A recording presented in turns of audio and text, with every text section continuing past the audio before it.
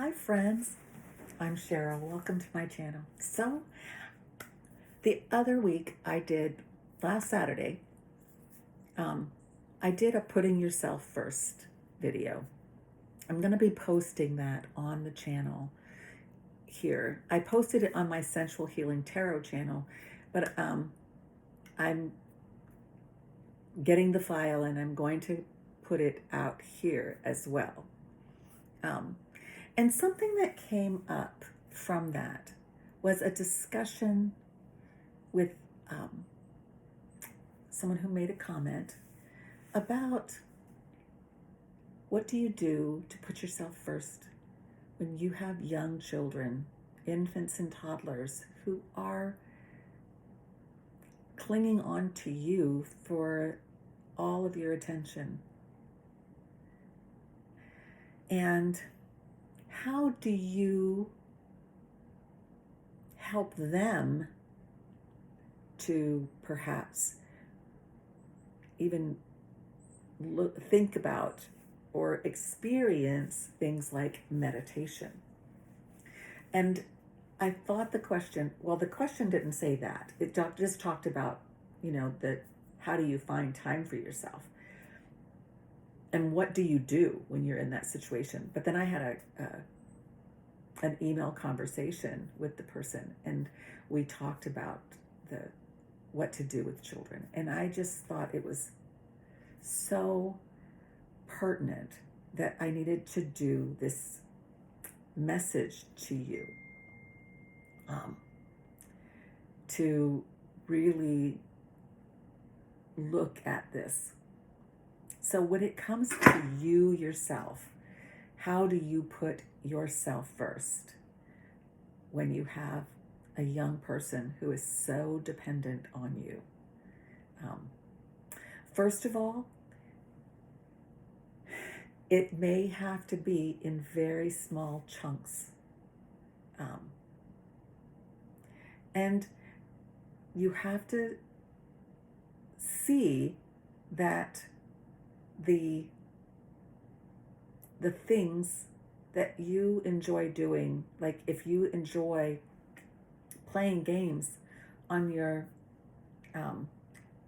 your computer or your phone, that's actually time that you're putting yourself first, and that's good. So if you are playing a game or two, or if you're watching TikTok or Reels on Instagram or YouTube videos, now I do know that, like with YouTube videos, you could be doing both things at once. But if you were just, if you are taking that time and you are able to do that, that is time for you, and that's valuable, and that is exactly what we're talking about when we talk about putting yourself first. I would suggest that if you're going to do something like that, that perhaps one of the things that you might do to help ground and center yourself, particularly if you don't get meditation time, is that set a timer and start with something like 30 seconds. And before you start to play a game or watch something, set that timer for 30 seconds and sit or lie down. Whatever it is that makes you comfortable is really what it's about. And close your eyes if that helps you to focus by taking the focus off of the things that are going on around you. And just pay attention to your breathing until your timer goes off. Just feel yourself breathing. And that simple act of feeling yourself breathing, that consciousness about it, will center you, will get you focused, will take you out of the hubbub for just a little bit. And you can increase it as you find the time. Now, when it comes to how do you find large chunks of time, this is more challenging, because when you have little ones, it's not like there are large chunks of time that you're not either caring for them or sleeping. And sleep deprivation is huge in parents of young children, and particularly moms. I'm speaking as a mom. I still remember those days. I think I felt like my children are fairly close together. I had 3, and they were fairly close together. And I honestly felt like I went from the time that my first son was born, that I went until about the time my daughter was 3. So from 1987 to 1993, I did not feel like I got to sleep until I was ready to wake up. And so there was never that feeling of sleeping until I was completely rested for 6 years. I know that many of you identify with that. You have been sleep deprived for a long time. So it's hard to say, take time out of what you would sleep. If you do get any time when they are sleeping before you go to sleep, you might take time from that. If that time is spent picking up or, doing something like that, take a chunk of time out of that if you have it. If you have a support network and you have someone in your support network that might be able to watch your child or your children for an hour a week, that might give you that hour to just focus on yourself. And it's really hard when you get that hour to sometimes not do something like sleep because you're so tired, or laundry, or cleaning up. That's when you kind of have to put yourself first and just say, no, I'm going to just focus on me, and I'm going to do a meditation, or I'm going to walk in the grass and watch the clouds, or whatever it is that you choose to do, to have that large chunk of time. Read something.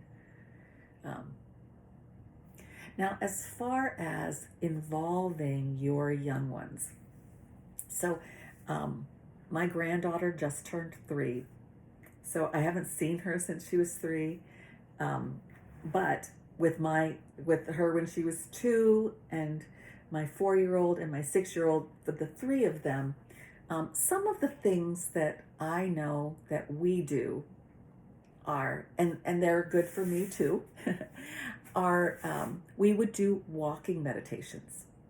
Children have a very short attention span. So what you might consider to be, we're going to go for a walk for 15 minutes. They're not going to last. So you want to start short, a 5-minute walk, and just something like that. And things that last 30 seconds to a minute. We're going to stop. We're walking along, and you let them know that this is a walking meditation, and that we're going to be looking for things and hearing things and experiencing things during this walking meditation. And then you allow them to get into it, get into the wonder, get into the magic, create something magical. And then as you walk along, you stop. And you stop for, again, like 30 seconds. Watch them. They're going to let you know how long you can stop. And do something like, oh, listen to the birds. How long can we listen to the birds sing? And then just stop and listen. And you might even do that. Put your hands up like you're listening. And they'll follow you.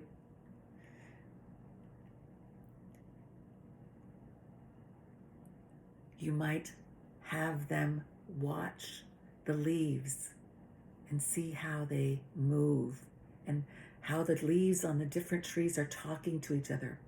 If the wind is blowing and this one's moving like this and this one's moving like this, how are they talking to each other? Is there something that's baking in someone's home where you might be able to smell something? If you smell something, bring smells into it. You might have them look for something. We go looking for deer in the field. So they just scan the field with their eyes as we're walking along, and we're walking quietly, because if there are deer, we don't want to startle them. We love to lay and look at the clouds. What kind of pictures are the clouds making? And at night, I take them out.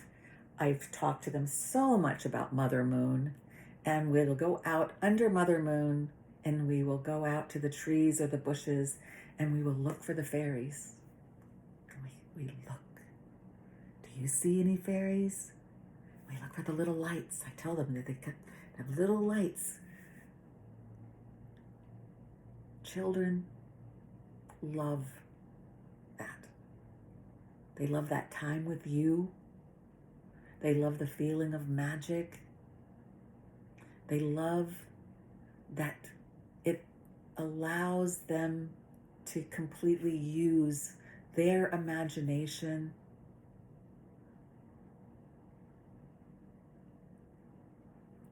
I know my grandchildren do at the 3 different ages. And because if you go out with with multiple ages at once, then you kind of have to pay attention to the youngest and their attention span. Because if you lose them, the other 2 might still be engaged, but that youngest one is going to disrupt what's going on with the other 2. So watch the youngest and then act accordingly. Go on to something else. And remember, you can repeat. Children don't care if you do the same thing more than one time.